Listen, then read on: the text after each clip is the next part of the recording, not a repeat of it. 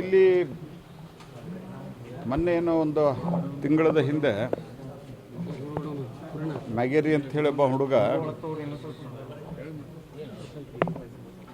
ಅವನು ಯಾವುದೇ ಡ್ರಗ್ಸು ಗಾಂಜಾ ಸೇವಿಸಿರಲಿಲ್ಲ ಅಂದರೂ ಸಹಿತವಾಗಿ ಅವನಿಗಿಲ್ಲಿ ಪೊಲೀಸ್ ಸ್ಟೇಷನ್ದಲ್ಲಿ ಅಲ್ಲಿಯ ಪೊಲೀಸರು ಮತ್ತು ಅಧಿಕಾರಿಗಳು ಅವನ ಮೇಲೆ ನೀನು ದುಡ್ಡು ಕೊಡಬೇಕು, ಇಲ್ಲ ನಿನ್ನೂ ಫಿಕ್ಸ್ ಮಾಡ್ತೀವಿ ಅಂಥೇಳಿ ಒತ್ತಡ ಹಾಕಿ 2,000 ರೂಪಾಯಿ ಕೇಳಿದ್ದಕ್ಕೆ ಅವ್ರ ತಾಯಿ ಕೊಡೋ ಸ್ಥಿತಿಯೊಳಗಿರಲಿಲ್ಲ. ಹಾಗಾಗಿ ಅದನ್ನು ನೋಡಿ ಇನ್ನು ಮತ್ತೆ ನನ್ನ ಮೇಲೆ ಕೇಸು ಇತ್ಯಾದಿ ಆಗ್ಬೋದು ಅಂಥೇಳಿ ಆತ್ಮಹತ್ಯೆಯನ್ನು ಮಾಡ್ಕೊಂಡಿದ್ದ. ಇದು ಭಾಳ ದೊಡ್ಡ ದೌರ್ಭಾಗ್ಯ ಸಂಗತಿ. ಇದು ಈ ರೀತಿ ಬಡವರು ಯಾರಿಗೆ ಅವ್ರ ತಮ್ಮ ಆ ತಾಯಿನ ಇವತ್ತು ಆ ರೋದನ ಇವತ್ತು ಒಂದು ತಿಂಗಳಾದ್ಮೇಲೆ ನೋಡಿದ್ರೆ ನಮ್ಗೆ ತಡ್ಕೊಳಿಕ್ಕಾಗಲ್ಲ. ಇನ್ನು ಆ ತಾಯಿ ಅವ್ರ ಮಗರ ಹೆತ್ತ ತಾಯಿ ಅವರು.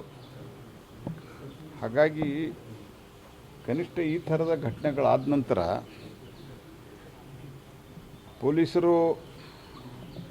ಇಲಾಖೆಯಲ್ಲಿ ಕೆಲವರು, ಎಲ್ಲ ಪೊಲೀಸರನ್ನು ಹೇಳೋದಿಲ್ಲ, ಪೊಲೀಸ್ ಇಲಾಖೆಯ ಕೆಲವರು ಇನ್ನಾದರೂ ಒಂದು ಸ್ವಲ್ಪ ಪಾಠವನ್ನು ಕಲಿಬೇಕು, ಯಾವ ರೀತಿ ಮಾಡ್ತಾ ಇದ್ದಾರೆ.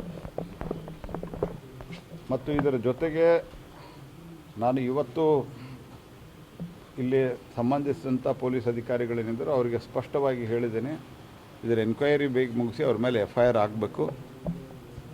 ಮತ್ತು ತಹಶೀಲ್ದಾರ್ ಇದ್ದರು, ತಹಶೀಲ್ದಾರ್ಗೂ ನಾನು ಇವರ ತಾಯಿಗೆ, ಯಾಕಂದ್ರೆ ಅವರು ಬೇರೆ ಮನೆಯಲ್ಲಿ ಈ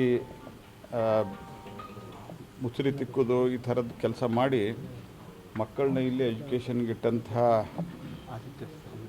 ಆದಿತ್ಯ ಮ್ಯಾಗೇರಿ ಅಂಥೇಳಿ ಅವ್ರ ತಾಯಿ ಬೇರೆ ಮನೆಯಲ್ಲಿ ಹೋಗಿ ಮನೆ ಕೆಲಸ ಮಾಡ್ತಾಯಿದ್ರು. ಹಾಗಾಗಿ ಈಗ ದಿಕ್ಕು ತೋಚದಂಗೆ ಆಗಿರೋದು ಅತ್ಯಂತ ಸಹಜ ಅದ. ನಿಮಗೂ ಅಲ್ಲಿದ್ದಂಥವ್ರಿಗೆ ಅನೇಕರಿಗೆ ಕಣ್ಣಲ್ಲಿ ನೀರು ಬಂತು, ಯಾಕಂದರೆ ಭಾಳ ಇನ್ಹ್ಯೂಮನ್ ಇದು. ಹಾಗಾಗಿ ನಾನು ಸ್ಪಷ್ಟವಾಗಿ ಆಗ್ರಹಪಡಿಸ್ತೀನಿ,